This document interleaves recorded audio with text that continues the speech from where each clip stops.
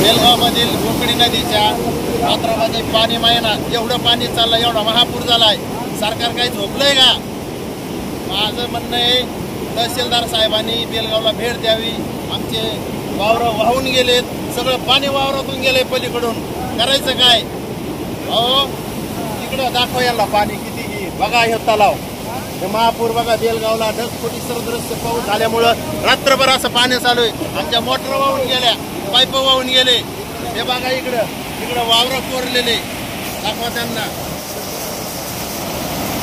एवढं मोठं नुकसान झालं. आम्ही जायचं कुणाकडं? हे बघा नदीचा हा रौद्र रूप. बंधाऱ्यावरून पाणी पडलंय. हो, ह्या बंधाऱ्याचं रुंदीकरणच कमी झालंय. याच्यात 2 मोऱ्या कट केल्यात यांनी, शेतकऱ्यांनी. ह्या त्याच्यामुळे हे सगळं नुकसान चाललंय. बाकीच्या लोकांच्या घरांनी पाणी शिरायला लागले. त्या बंधाऱ्याच्या 2 मोऱ्या बंद झालेल्या आहेत. शेती रेटारेटी चालू आहे शेतीची. त्याच्यामुळं 2 मोऱ्या बंद झाल्यामुळे हे सगळं वावरातून पाणी निघून गेलंय.